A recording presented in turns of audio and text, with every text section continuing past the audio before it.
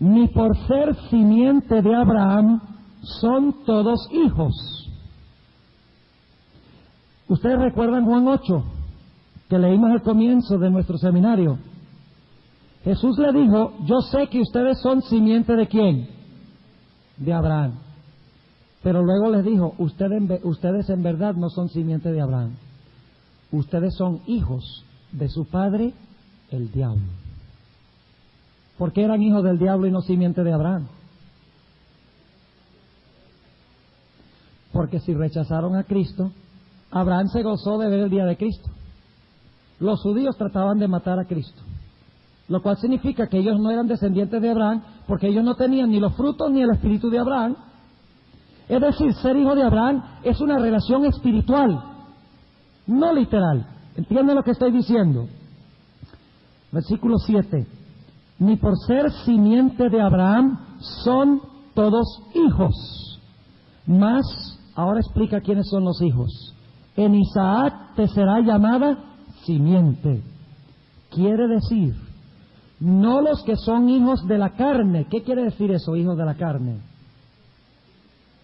Físicos, literales, de carne y sangre. No los que son hijos de la carne. Estos son hijos de Dios, mas los que son hijos de ¿qué? De la promesa. ¿Cuál promesa? ¿Y qué prometió Dios a Abraham? Sí, pero ¿cuál era la promesa primordial que le dio? Recuerden, Gálatas 3:16 lo dice: a Abraham fueron hechas las promesas y a su simiente. No dice y a sus simientes como de muchos, sino a su simiente, la cual es Cristo. Es decir, las promesas fueron hechas ¿a quién? A Abraham. ¿Y a quién? A Cristo. Así que dice que no son los de la carne, es decir, los descendientes literales, que son hijos de Dios, mas los que son hijos de la promesa de la venida ¿de quién? Del Mesías, son contados en la generación. ¿Está claro? Ahora notemos, vamos un momentico a 2 de Corintios 1:20. Vamos a ver en quién se cumplen todas las promesas. ¿Será que alguna promesa que Dios le hizo a Abraham y a su simiente se puede cumplir sin Cristo? Entonces yo les pregunto, lo que pasó en 1948, cuando se estableció el Estado de Israel, ¿es el cumplimiento de una promesa de Dios de restaurar a Israel? No, señor. Porque fuera de Cristo no se puede cumplir ninguna promesa. Noten lo que dice 2 de Corintios 1, y vamos a leer el versículo 19 y 20. Porque el Hijo de Dios, Jesucristo, que por nosotros ha sido entre vosotros predicado, por mí y Silvano y Timoteo, no ha sido sí y no, mas ha sido sí en él. Ahora escuchen bien. Porque todas las promesas de Dios son en él, sí, y en él, amén, por nosotros a la gloria de Dios. ¿En quién son las promesas sí? ¿En quién son las promesas amén? ¿Cuántas de las promesas? Incluyendo las promesas de la tierra, de la bendición sobre todas las naciones, de una muchedumbre sin número, dominio sobre los enemigos. Dice, porque todas las promesas de Dios son en él sí. ¿En quién sí? Entonces yo les pregunto, en 1948, ¿una de las promesas de Dios fue sí? ¿Por qué no? Porque en 1948 la nación judía todavía estaba rechazando al que hace que todas las promesas sean sí. ¿Está claro? Ahora notemos algunos versículos más sobre quién toma el lugar del Israel antiguo. Vamos a Filipenses 3. Filipenses 3 y el versículo 2 y 3. Filipenses 3, 2 y 3. Fíjense qué tremendo esto. Guardaos de los perros. ¿Quiénes son los perros? Cuando en Apocalipsis dice que los perros no van a entrar al reino de los cielos, a la santa ciudad. Pobrecitos los perritos. Entonces en el cielo no va a haber perritos. ¿A quiénes se referían los judíos como perros? A los gentiles. Ya lo leímos, ¿verdad? Mateo 15. Es decir, que los perros son los gentiles, los incircuncisos, los que están más allá de las promesas del pacto. Ahora note lo que dice Pablo. ¿Quiénes son en verdad los perros? Guardaos de los perros. Guardaos de los malos obreros. Guardaos del cortamiento. Porque nosotros somos la circuncisión, los que servimos en espíritu a Dios, y nos gloriamos en Cristo Jesús, no teniendo confianza en la carne. ¿Quiénes confiaban en la carne? Saulo de Tarso era de la tribu de Benjamín, circuncidado al 8º día, conforme a la ley, irreprensible. Se jactaba, fariseo de fariseos. ¿Cómo lo consideraba Dios antes de su conversión? Perro. Y yo sé que esa es una declaración fuerte, pero es lo que dice la Biblia. ¿Quiénes son los perros? Los que se jactan ¿de qué? De sus obras. Los que tienen confianza ¿en qué? En la carne. ¿Quiénes son los verdaderos hijos de Dios? ¿Quiénes son los verdaderos circuncisos? Los que en espíritu sirven a Dios. ¿Y el Espíritu Santo es el espíritu de quién? De Cristo. ¿Puede usted recibir el Espíritu Santo sin recibir a Cristo? No, porque el Espíritu Santo se recibe en el bautismo, y el bautismo es sepultura con Cristo. ¿Están viendo cómo estas personas desvían completamente el significado de las profecías? Y las hacen centradas en Israel en vez de centradas en Cristo. ¿Cuántos están entendiendo esto? ¿Es importante? Sí, porque la mayoría de las iglesias protestantes creen esta herejía que puse en el pizarrón el primer día. Ahora vamos a otro pasaje, Gálatas 3. Gálatas 3, 7 al 9. Gálatas 3, 7 al 9. Noten lo que dice. Sabéis, por tanto, que los que son de fe, ¿fe en quién? Lean el contexto. Los que son de fe, los tales son hijos de Abraham. ¿Quiénes son los hijos de Abraham? Los judíos literales. Ya Jesús ha dicho en Juan 8 que ellos son hijos del diablo. Y escuchen bien lo que voy a decir. Quiero dejar esto muy en claro. Dios ama a los judíos. Dios los ama. Pero eso no hace que la nación judía todavía sea la nación escogida de Dios. ¿Entiende lo que estoy diciendo? No somos antisemíticos ni antijudíos cuando hablamos así. Sencillamente decimos que no solo judíos, sino cualquiera que no acepta a Cristo es un perro, según la definición bíblica. Pero la nación judía ya no es la nación escogida, porque han rechazado al unigénito Hijo de Dios y no tienen fe en el Mesías. Ahora, la nación escogida de Dios es la iglesia, porque han aceptado a Cristo. Y como la iglesia es mundial, todas las profecías se cumplirán a nivel mundial. ¿Es muy complicado eso? Sencillo. Ahora, si Israel es mundial, Babilonia también debe ser ¿qué? Mundial. Y como el Éufrates es el río de Babilonia, el Éufrates debe ser, y el rey del norte debe ser un sistema, y el rey del sur debe ser un sistema. De repente se abre el panorama. Hermano, no queremos dedicar mucho tiempo a preguntas porque tenemos que cubrir el material, pero está bien. O se convierten al Señor o se condenan como todos los que no aceptan al Señor. Así de sencillo es.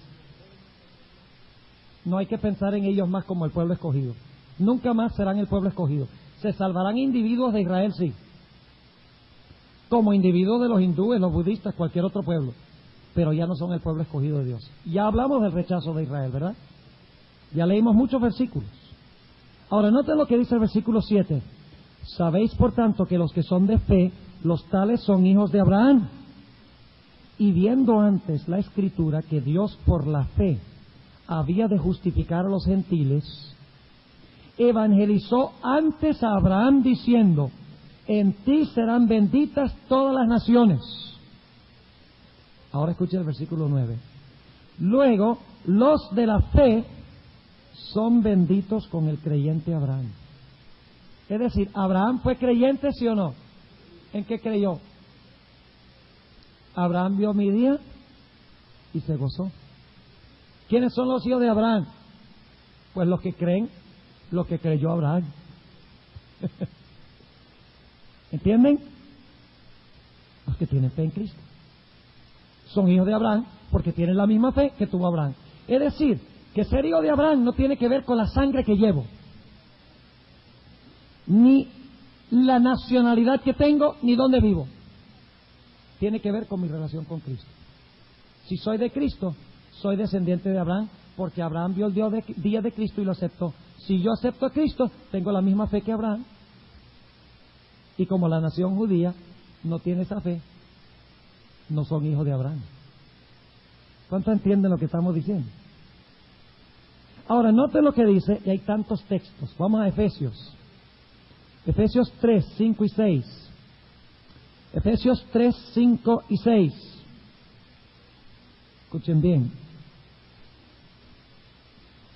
El cual misterio, este es el misterio del Evangelio, de la dispensación de la gracia, el cual misterio en los otros siglos no se dio a conocer a los hijos de los hombres, como ahora es revelado a sus santos apóstoles y profetas en el Espíritu. Que los gentiles, ahora escuchen bien, que los gentiles sean juntamente ¿qué? ¿Qué significa esa palabra juntamente? ¿Unidos con quién? Con los judíos. Ya lo vamos a ver. Que los gentiles sean juntamente herederos e incorporados y consortes de su promesa en Cristo por el Evangelio. Qué tremendo versículo. Partícipes. ¿Qué son los gentiles? ¿Coherederos con quién? Con los judíos. ¿Incorporados? ¿Sí o no? ¿Consortes o copartícipes? ¿Sí o no? ¿A través de qué? De su promesa en Cristo. Fíjense, en Cristo. ¿Qué es lo que los hace juntamente herederos? ¿Que están en quién? En Cristo. ¿Por el qué? Por el Evangelio. Ahora, tenemos que leer en conjunto con esto Romanos. Romanos 8, 16 y 17. Romanos 8, 16 y 17. Noten lo que dice. Y vamos a empezar leyendo en el versículo 13. 13 al 17. Dice: porque si viviereis conforme a la carne, moriréis. ¿Quiénes vivían conforme a la carne? Los judíos. Jesús le dijo a Nicodemo: lo que es nacido de carne, carne es. Pero tú tienes que nacer ¿de qué? Del Espíritu. Porque si viviereis conforme a la carne, ¿qué? Moriréis. Mas, si por el Espíritu mortificáis las obras de la carne, viviréis. Ahora escuchen. Porque todos los que son guiados por el Espíritu de Dios, los tales son hijos de Dios. La nación literal judía, ¿son hijos de Dios? Por creación, sí.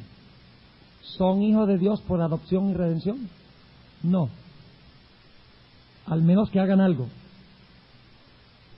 Dice aquí que los que son guiados del Espíritu, ¿el Espíritu de quién? El Espíritu de Dios también se llama ¿qué cosa? El Espíritu de Cristo. Todos los que son guiados por el Espíritu de Dios, los tales son hijos de Dios. Porque no habéis recibido el Espíritu de ¿qué? De servidumbre. ¿Qué dijo Jesús en Juan 8? Conoceréis la verdad y la verdad os libertará. Si aceptan al Hijo, serán verdaderamente ¿qué? Libres. Jesús estaba diciendo, ustedes son esclavos porque no aceptan ¿a quién? A Cristo. Porque no habéis recibido el espíritu de servidumbre para estar otra vez en temor, mas habéis recibido el espíritu de adopción por el cual clamamos Abba Padre. Ahora, ¿cómo recibieron el espíritu de adopción? Versículos 16 y 17. Porque el mismo Espíritu da testimonio a nuestro espíritu de que somos hijos de Dios. Y si hijos, también herederos. Herederos de Dios y coherederos ¿de quién? De Cristo. Si empero padecemos juntamente con Él, para que juntamente con Él seamos glorificados. ¿Qué nos da derecho a la herencia? Debe preguntarle, ¿yo puedo heredar yo porque pertenezco a cierta nación o a cierto pueblo o tengo cierta sangre? Escuchen bien lo que voy a decir. La única manera que yo puedo llegar a ser hijo de Dios es llegando a ser hermano de Cristo.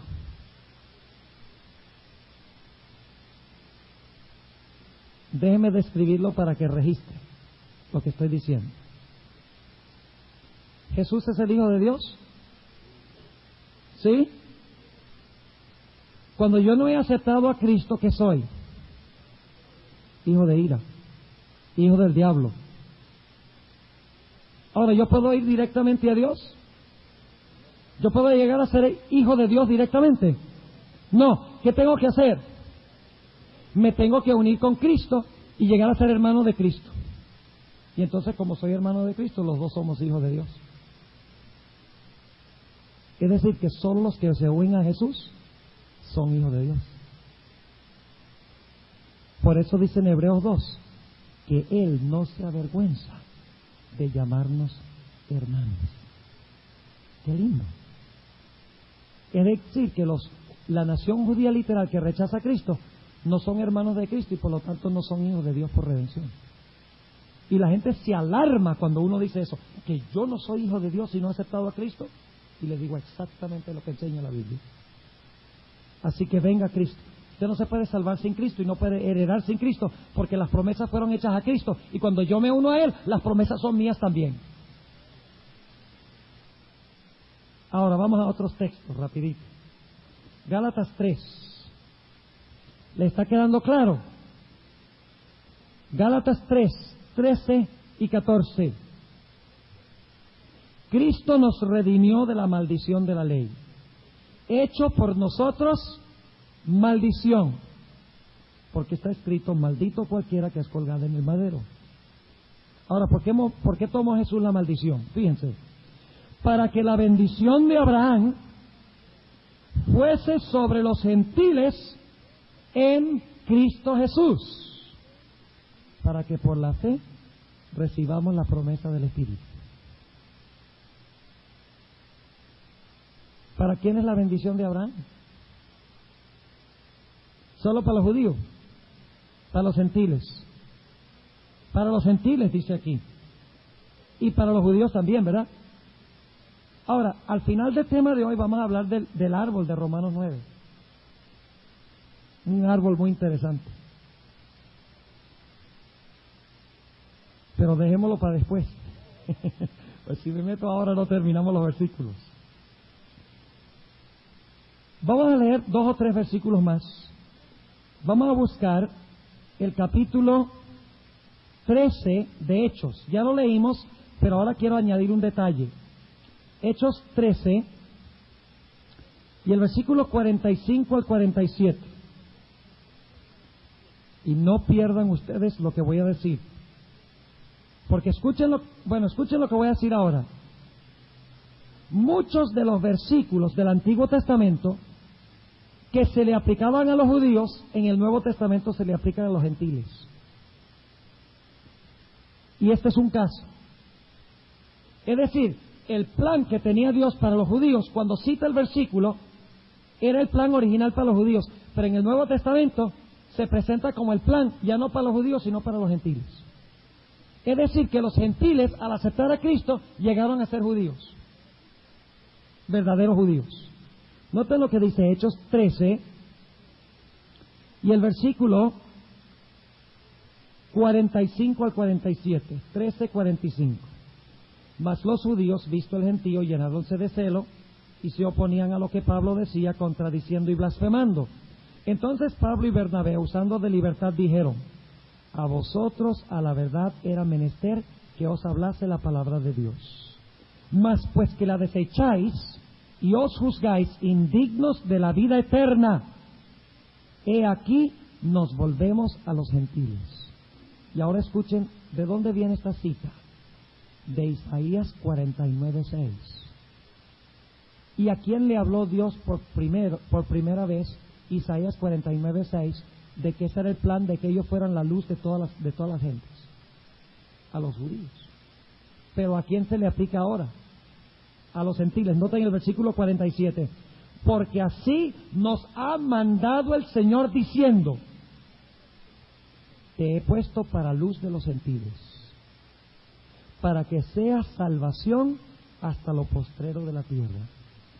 Y los gentiles, oyendo esto, fueron gozosos y glorificaban la palabra del Señor, y creyeron todos los que estaban ordenados para vida eterna. Es decir, que el plan de Dios para el Israel literal ha cambiado, y ahora es para el Israel espiritual. Ahora, ¿las promesas de Dios fracasan? No. ¿Por qué creen ustedes que Cristo escogió 12 apóstoles? ¿Por qué escogió 12 apóstoles? ¿Qué indica 12 apóstoles? ¿Qué les hace pensar 12 apóstoles? El número 12. 12 tribus.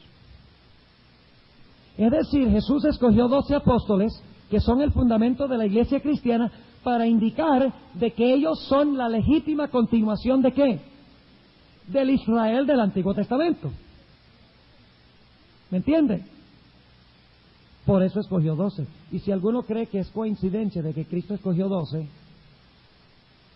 ¿recuerdan cuando Judas apostató? Los discípulos se reunieron y dijeron: hay que tener 12. Y nombraron el sucesor de Judas. Es decir, al elegir los 12 apóstoles, Jesús estaba diciendo: ahora yo voy a continuar el Israel antiguo, pero ahora no es el Israel literal, sino va a ser mi iglesia. ¿Cómo? Sí, también se perdió uno, Dan, la serpiente, traicionero como una serpiente. Y no voy a entrar ahora en esto, pero Dan y Judas ocupan el mismo lugar, si uno mira con cuidado en las listas, el mismo lugar, y los dos se pierden y alguien los sucede en su lugar. Ahora vamos a ir un momentico, les voy a dar un versículo para que ustedes lo busquen, de otro ejemplo, a donde un versículo que en el Antiguo Testamento se le aplicaba al Israel literal, ahora se aplica al Israel espiritual. Hechos 15, 14 al 18, estúdienlo en relación con Amós 9, 11 y 12. Hechos 15, 14 al 18, conéctenlo con Amós 9, 11 y 12. Vamos a leer un último pasaje, que es el que tenemos, tal vez dos más. Efesios 2. Efesios 2, y luego vamos a resumir y sintetizar lo que estamos analizando. Efesios 2, y el versículo 11 al 22. Y yo no sé, esto no puede estar más claro. Yo no sé cómo la Biblia puede hablar más claro que lo que vamos a leer ahora. De que los judíos y los gentiles son uno. Que ya no hay dos planes. Que solo hay un plan. Los que se unen a Jesús. Fíjense lo que dice Efesios 2:11. En él digo, en quien... este es el capítulo 1. Efesios, el capítulo 2:11. Dice: por tanto, acordaos que en otro tiempo, vosotros los gentiles, ¿a quiénes está escribiendo? A los gentiles. Dice, los gentiles en la carne, que erais llamados incircuncisión, por la que se llama circuncisión. Es decir, que los judíos llamaban a los gentiles, ¿qué?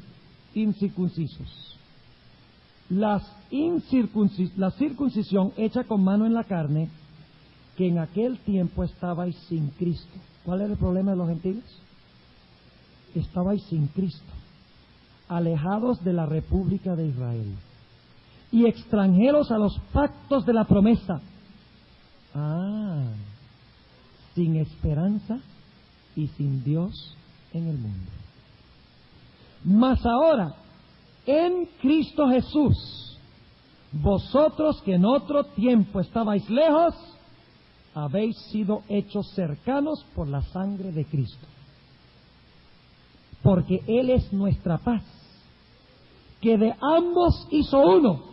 ¿Cuáles son los ambos? De los circuncisos y los incircuncisos. ¿Hizo cuántos? Uno. Juan 10:16. Tengo otras ovejas que no son de este redil. A ellas también conviene atraer. Y habrá 2 pastores y 2 rebaños. ¿Qué dice Jesús? Habrá un pastor y un rebaño de las ovejas de este redil y del otro. Ahora, en el Antiguo Testamento había 2 rediles, pero ahora solo hay uno. Pero lo que pasa es que esta gente que interpreta la Biblia así, ellos pasan por alto el Nuevo Testamento. Ellos saltan de las profecías del Antiguo Testamento a la crisis final y pasan por alto el Nuevo Testamento. Cuando usted hace eso, entonces ellos dicen, los 2 pueblos allá son también 2 pueblos allá. Pero si ustedes ignoran el Nuevo Testamento, están botando la llave que abre el significado de las profecías, que son en Cristo. Dice el versículo 14, porque Él es nuestra paz, que de ambos hizo uno, derribando la pared intermedia de separación. ¿Quién hizo la pared de separación? Dios. ¿Ustedes creen que Dios quería que los judíos, que los gentiles se salvaran también? ¿Para qué Dios llamó a la nación judía? ¿Recuerdan que lo leímos? Para que se excluyeran como un pueblo favorito, especial, el clic de Dios. ¡No! Todas las naciones eran preparadas para recibir al Mesías. Pero ellos pusieron una pared. Y escuchen bien. Los que tienen el método dispensacionalista de interpretar, conservan la pared. Cuando dice claramente que la pared ha sido ¿qué? Derribada. Vamos a leerlo. Versículo 15. Derimiendo en su carne las enemistades. La ley de los mandamientos en orden a ritos. ¿Para qué era la ley ritual? Para apuntar a todos ¿a quién? A Cristo. ¿Y qué hicieron los judíos con esa ley? Se encerraron en sí mismos y se volvieron exclusivistas y conservaron eso para sí. Y dice, para edificar en sí mismo los 2 en un nuevo hombre, haciendo la paz y reconciliar por la cruz con Dios a ambos en un mismo cuerpo, matando en ella las enemistades. Y vino y anunció la paz a vosotros que estabais lejos y a los que estaban cerca. ¿Quiénes son los que estaban cerca? Los judíos. ¿Quiénes estaban lejos? Los gentiles. ¿Anunció la paz a quiénes? A los 2. Que por Él, ahora escuchen esto, que por Él, los unos y los otros, tenemos entrada por un mismo espíritu al Padre. No hay 2 pueblos y 2 planes. Hay un pueblo y un plan, y es a través de la cruz de Jesús. Versículo 19. Así que ya no sois extranjeros ni advenedizos, sino juntamente ciudadanos con los santos y domésticos de Dios. Son judíos, es lo que está diciendo Pablo, edificados sobre el fundamento de los apóstoles y profetas, siendo la principal piedra del ángulo Jesucristo mismo. ¿Dónde está la clave en todo este pasaje? Jesús, en el cual, compaginado todo el edificio, va creciendo para ser un templo santo en el Señor, en el cual vosotros también sois juntamente edificados para morada de Dios en espíritu. ¿Qué es el templo hoy? Según esos últimos 3 versículos de Efesios 2, ¿qué es el templo? Dígalo más duro. El mundo, pero mencionó una palabra antes, la iglesia. Leámoslo de nuevo. La iglesia hoy es, el templo hoy es espiritual, ¿sí o no? ¿Hay que ofrecer sacrificios espirituales? ¿Hay un sacerdocio espiritual? ¿Sí o no? ¿El templo es espiritual? ¿A dónde está el templo? En todo el mundo. Vamos a leerlo, versículo 19. Edificados. ¿Qué significa esa palabra edificados? ¿Tiene que ver con qué? Con construcción. Edificados sobre el fundamento. Ah, un edificio tiene un fundamento. ¿Y cuál es el fundamento? ¿Piedras? No. El fundamento de los apóstoles y los profetas, siendo la principal piedra del ángulo Jesucristo mismo. Es decir, que este es un templo que tiene personas como fundamentos. No son fundamentos literales. Apóstoles y profetas, la piedra principal del ángulo Cristo. La piedra que los edificadores rechazaron ha sido hecha la piedra principal del ángulo. Se refiere a la construcción del templo de Salomón. Pero ahora el templo es ¿qué? La iglesia. Entonces, cuando el libro de Apocalipsis dice que los impíos, y Daniel 11, dice que los impíos van a venir para tratar de destruir el templo y que el anticristo se va a sentar en el templo, quiere decir entonces que se va a sentar en un templo reconstruido allá en el monte de Sión en Palestina. ¿A dónde se va a sentar? Si el templo es la iglesia y la iglesia está en todo el mundo, ¿a dónde se va a sentar el anticristo? En la iglesia. ¿Están entendiendo? ¿Sí? Es decir, que toda la idea de que las profecías se van a realizar con un templo en Jerusalén es falso. Porque Cristo no está en ningún templo en Jerusalén, está en la iglesia, y la iglesia está en todo el mundo. Es decir, que las profecías se van a cumplir mundialmente. Cuando los apóstatas, Babilonia, en todo el mundo, va a venir contra el templo espiritual de Dios en todo el mundo, donde hay 2 o 3 reunidos en mi nombre, ahí estoy yo. Ya no vendrán a adorar a un monte, sino donde quiera que adoren en espíritu y verdad, ahí está el templo. ¿Cuántos entienden lo que estamos diciendo? Tiene repercusiones profundas esto en la interpretación profética. Ahora, sigue diciendo, versículo 21, ya hablamos de los fundamentos y la piedra principal.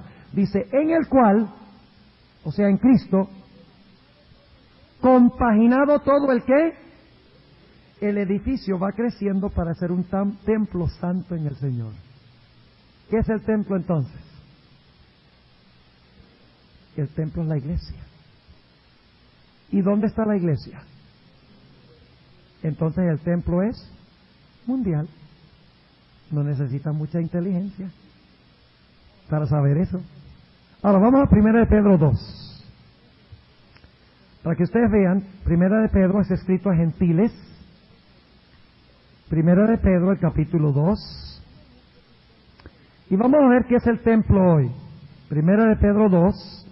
Y vamos a leer empezando en el versículo 4.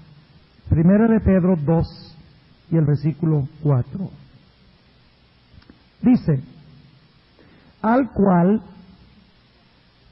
cuando dice al cual se está refiriendo a Jesús, al cual allegándoos Piedra viva, ¿alguna conexión con Efesios 2? ¿Sí? ¿Quién era la piedra principal del ángulo en Efesios 2? Cristo. Al cual allegando piedra viva. Es que esta no es una piedra común y corriente. Es una piedra viva. Es una piedra simbólica. Reprobada cierto por los hombres, empero elegida de Dios preciosa. Y ahora escuchen el versículo 5. Cristo es la piedra principal, los apóstoles y los profetas son el fundamento. ¿Y quiénes somos nosotros? Fíjense, vosotros también, como piedras vivas. Es decir que el templo es la iglesia y las piedras del templo son ¿quiénes? Los fieles que están edificados ¿sobre quién? Sobre el fundamento y sobre Cristo. ¿Están entendiendo? Los judíos están edificados, la nación judía está edificada sobre Cristo. Entonces no son el templo. Entonces las profecías no se van a cumplir con ellos, porque los enemigos van a venir contra el templo. Y como el templo judío no es donde está Cristo, entonces van a venir contra la iglesia que está unida con Cristo. Vosotros también, como piedras vivas, sed edificados en una casa espiritual. ¿Qué es la casa espiritual? Cuando la Biblia habla de la casa espiritual, ¿de qué está hablando? Vamos a ver que el mismo apóstol Pablo en el Nuevo Testamento nos explique, porque esta es la misma terminología de Efesios que leímos. Vamos a leer 1 de Timoteo 3:15 para ver qué es la casa de Dios. Porque dice que vamos a ser edificados una casa espiritual. ¿Ahora qué es esa casa? 1 de Timoteo 3, debe ser, sí, 1 de Timoteo 3:15, estaba en segunda. 1 de Timoteo 3 y el versículo 15 dice: y si no fuere tan presto, para que sepas cómo te conviene conversar en la casa de Dios, que es la iglesia del Dios vivo. ¿Qué es la casa de Dios? ¿Qué es lo que está construyendo Cristo entonces? ¿Cuál es la piedra angular de la iglesia? La Iglesia Católica dice que es el Papa. Y en lugar de los apóstoles y los profetas pone la tradición. Y en lugar del Espíritu Santo en el templo, pone también al Papa. Jesús dijo, fíjense cómo hace el papado. Cristo dijo, yo me voy física y literalmente al cielo y les voy a dejar mi representante espiritual, el Espíritu Santo en la tierra. El Papa dice, no, el líder visible está en la tierra y el invisible está en el cielo.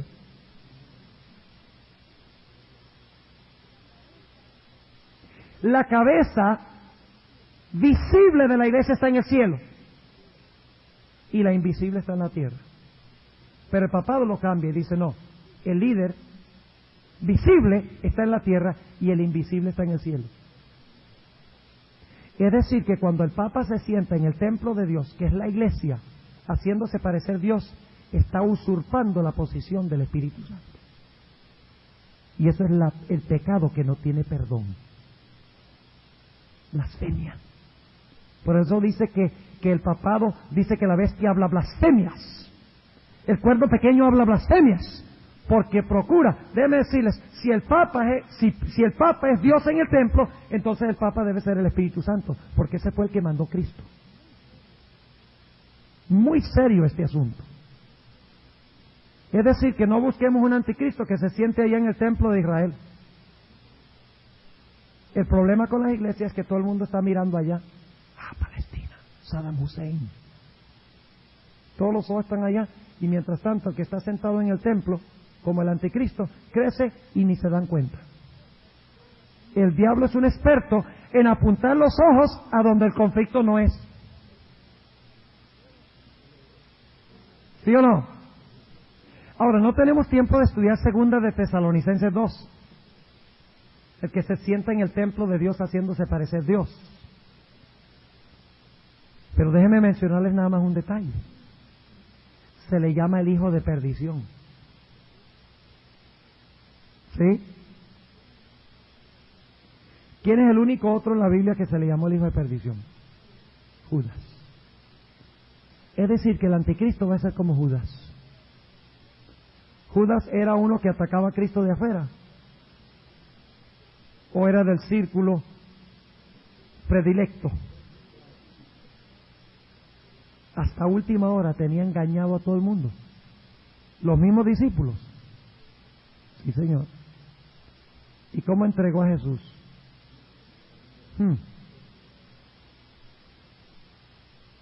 Y no solo eso, sino que la sierva de Dios dice que en la última cena se sentó al lado izquierdo de Jesús y Juan en el lado derecho.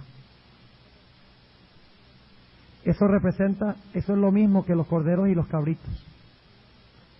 La diestra es el lado del favor de Dios, mientras que la siniestra es el lado del desfavor de Dios. Es que la misma palabra siniestra, de ahí viene la palabra en inglés sinister, siniestro, algo malo, negativo, misterioso, maligno. ¿Sí? El maligno se sentó al lado izquierdo de Jesús, mientras que Juan, el discípulo amado, al lado derecho. Yo tengo un tema donde comparo a Judas con el papado, igualito. Increíble, porque a los dos se le llama el hijo de perdición. Los dos son codiciosos, los dos son buenos administradores, los dos quieren un reino terrenal en vez del reino espiritual de Cristo, y podríamos continuar. Los dos son del círculo amado, los dos se levantan de adentro del sistema, los dos engañan a todo el mundo, porque los discípulos pensaban que Judas era la mayor bendición que había llegado a los discípulos. Y escuchen, aún cuando Judas salió del aposento alto, los discípulos todavía no entendían que él era el que iba a entregar a Jesús. Ellos creían que Jesús lo había mandado a hacer un mandado. No fue sino hasta después, cuando lo vieron ahí, cuando fueron caminando el Vía Crucis, que lo encontraron ahí en el suelo todo reventado y los perros comiéndoselo, porque se suicidó. Y escuchen bien, al final de la historia va a haber un suicidio masivo en la batalla de Armagedón. Bueno, no digamos más de eso. Vamos otra vez, 1 Pedro 2. Versículo 5, vosotros también como piedras espirituales, piedras vivas, sed edificados una casa espiritual, un sacerdocio santo, para ofrecer sacrificios ¿qué? ¿Tienen que restaurarse los sacrificios literales? No, ahora los sacrificios son ¿qué? Espirituales, agradables a Dios por Jesucristo. Fíjense, siempre es por Jesucristo, en Jesucristo. Él es toda la razón de la existencia de Israel. Y si Israel lo rechaza, no tiene razón de existir como pueblo especial de Dios. Ahora, yo no estoy diciendo que la nación de Israel no tiene derecho a existir políticamente. No estamos hablando de política. No estamos hablando si tiene derecho o no tiene derecho de existir. Aunque en realidad para establecer la nación de Israel se le hizo una injusticia a los que ahora son los palestinos, porque ellos quedaron sin patria. Los expatriaron y no tienen dónde irse. Así que me parece políticamente una injusticia también. Pero esa es mi opinión.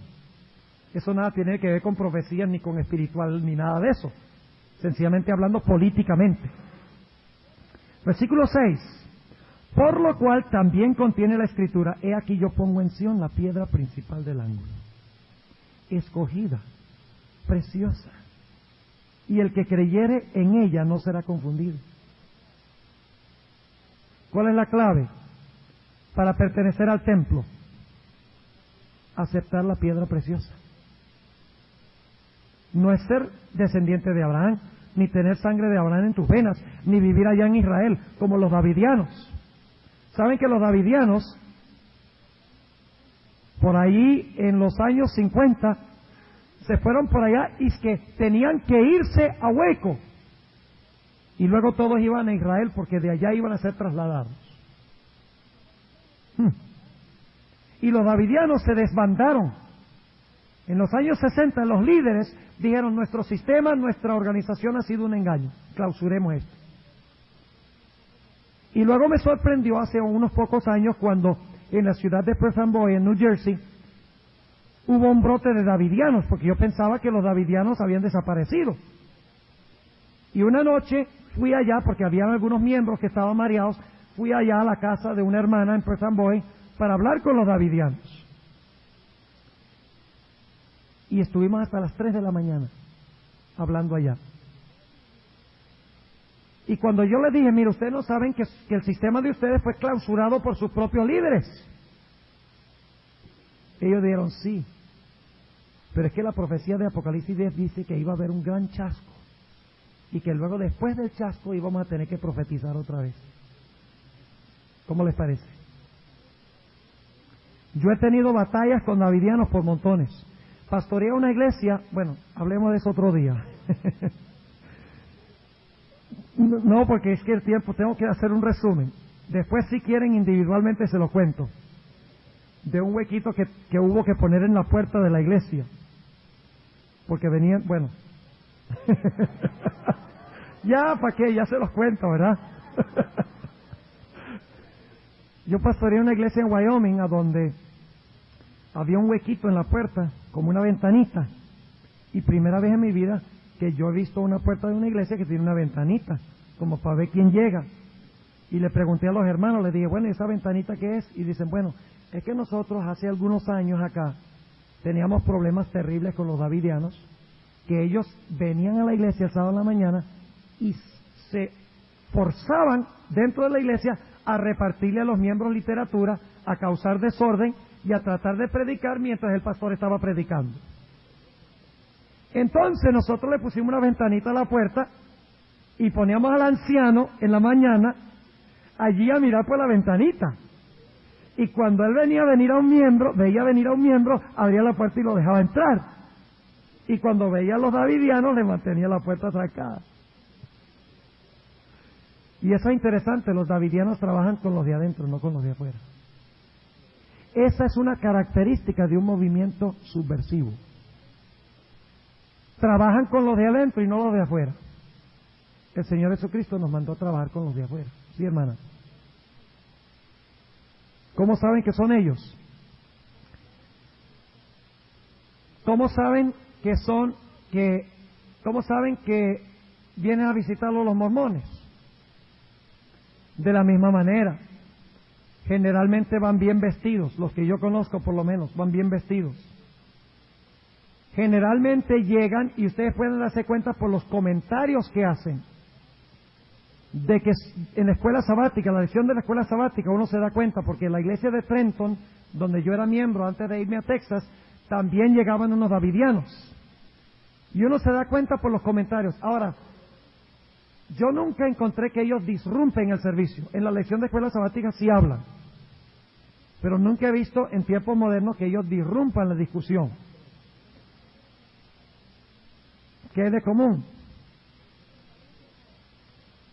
En su fundamento nada. Ellos pretenden guardar el sábado y creen los muertos como nosotros y algunas otras cosas. Pero cuando uno va a la raíz, uno se da cuenta que no hay ningún terreno común. Pero ya el pastor Gambetta le va a hablar de los davidianos. Así que no voy a robarle su munición. Ok, ahora, terminemos con esto. Versículo 8. Y piedra de tropiezo y roca de escándalo a aquellos que tropiezan en la palabra, siendo desobedientes, para lo cual fueron ordenados. Y ahora viene el versículo de Éxodo 19, 5 y 6, a donde Dios incorporó a Israel como su pueblo especial en el monte Sinaí. Solo que aquí no se le aplica al Israel literal, sino a la iglesia. El plan ha cambiado. Noten el versículo 9, mas vosotros sois linaje escogido. Está hablando a los gentiles. Es decir, la promesa que hizo a Israel, ahora es ¿de quién? De la iglesia. Vosotros sois linaje escogido, real sacerdocio, gente santa, pueblo adquirido, para que anunciéis las virtudes de aquel que os ha llamado de las tinieblas a su luz admirable. Y vosotros, para que se den cuenta que está hablando los gentiles, y vosotros que en el tiempo pasado no erais pueblo, mas ahora sois pueblo de Dios, que en el tiempo pasado no habíais alcanzado misericordia, mas ahora habéis alcanzado misericordia. No tenemos tiempo de hacerlo, pero miren ustedes que en este pasaje hay varias citas del Antiguo Testamento. Analícenlas. Está, por ejemplo, las siguientes citas: Oseas 1:10, Oseas 2:23, Éxodo 19:5 y 6, Isaías 28:16 y el Salmo 118:22. Todas esas citas se aplicaban originalmente a Israel, pero en 1 de Pedro 2 se le aplican a la iglesia. Es decir, que el Israel de Dios hoy es ¿quién? Es la iglesia. Ahora vamos a resumir. Y nada más voy a referirme a los versículos porque tenemos 5 minutos. Algunos van a conseguir los cassettes y van a tener los versículos para que ustedes los analicen. ¿Cuántos rebaños tiene Jesús? 1. Juan 10:16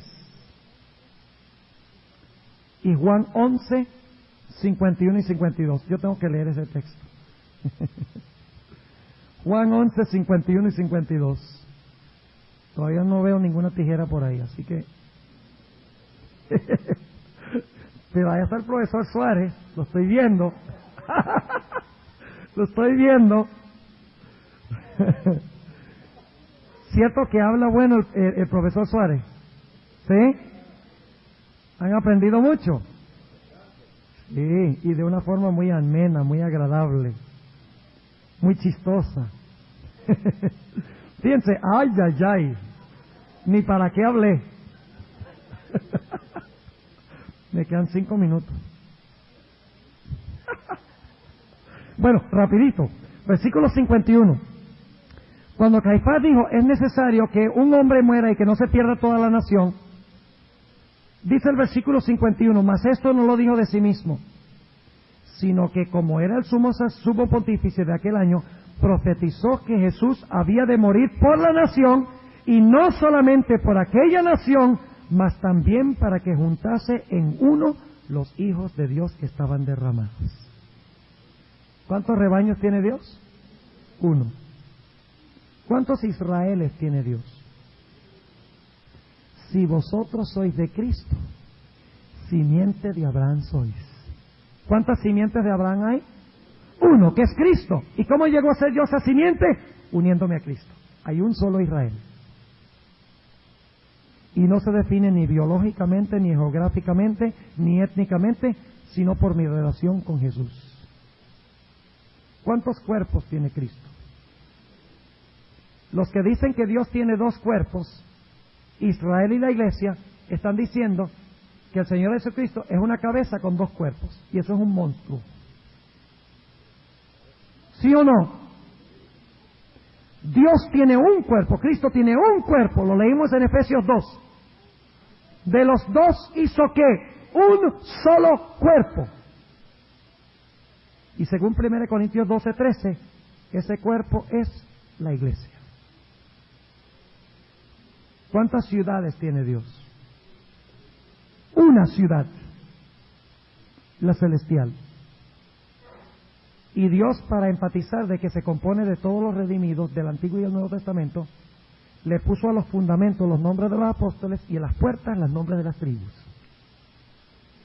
Una ciudad del un Israel. ¿Cuántas esposas tiene Cristo? Pero lo que enseñan ellos es que tiene 2 pueblos, tiene 2 esposas.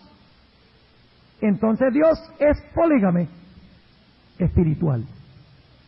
Pero mi Biblia me dice que Dios tiene una esposa. Apocalipsis 12:1 habla de la iglesia en todas las épocas, y es una mujer vestida de sol con la luna debajo de sus pies. Una sola mujer. Y Apocalipsis 19:7 y 8 repite eso. Una sola mujer tiene Cristo. ¿Cuántos árboles representan al pueblo verdadero de Dios? En Romanos 9, ¿cuántos árboles hay? Hay uno. Ahora, ¿qué pasa con las ramas naturales del árbol? ¿Quiénes son las ramas naturales? Los judíos. ¿Qué se hace con esas ramas? ¿Por qué se cortan? Porque no aceptan ¿a quién? A Cristo. En lugar de esas ramas, ¿cuáles ramas se injertan? Ramas silvestres. ¿Y quiénes son esos? Los gentiles. ¿Por qué los gentiles son injertados y las ramas naturales cortadas? Porque ellos sí aceptan a Cristo. Sin embargo, dice Romanos 9, que si los gentiles rechazan a Cristo, serán también cortados. Y si las ramas naturales que fueron cortadas se arrepienten, serán reinjertadas. ¿Cuántos árboles hay? Uno, compuesto de judíos, ramas naturales y de gentiles injertados. ¿Cuántos templos tiene Dios? Efesios 2, 18 al 22 dice, un templo santo en el Señor. ¿Cuántos himnos cantarán los redimidos? El cántico de Moisés y del Cordero. ¿Cuántos padres hay? Uno. Es decir, y concluyo con esto, Dios tiene un rebaño, un Israel, un cuerpo, una ciudad, una esposa, un árbol, un templo, un himno y un padre. Entonces todo este sistema de que Israel es un pueblo y la iglesia es otro pueblo y un paréntesis, es falso a la luz del Nuevo Testamento. Las profecías se cumplirán no con el Israel literal, sino que se cumplirán mundialmente con el Israel espiritual de Dios, la iglesia. Si nosotros somos de Cristo, somos judíos, somos verdaderos israelitas. Si no estamos unidos con Cristo, no importa de qué nación seamos, no somos judíos. Ahora, ¿qué repercusiones tiene esto? Muy sencillo. El templo es mundial, Babilonia es mundial, Israel es mundial, Jerusalén es mundial, el Éufrates es mundial, la ramera es mundial, el rey del norte es mundial, el rey del sur es mundial, y todos son simbólicos espirituales. Es decir, que las profecías hay que entenderlas mundialmente y espiritualmente. No allá en Israel. Quiten sus ojos de allá, que allá no está pasando nada profético. Lo que está pasando proféticamente es mundial en el templo espiritual de Dios. Oremos. Padre Celestial, te damos gracias porque nos has revelado la llave que abre las profecías de que tu Israel es espiritual y mundial. Y las profecías no se cumplirán con el Israel literal, sino con el Israel espiritual a nivel mundial. Ayúdanos a estar listos, Señor, y ayúdanos para que podamos ayudar a otros que están en este engaño, para que ellos puedan tener la verdadera esperanza. Cristo Jesús, te lo pedimos en su nombre. Amén.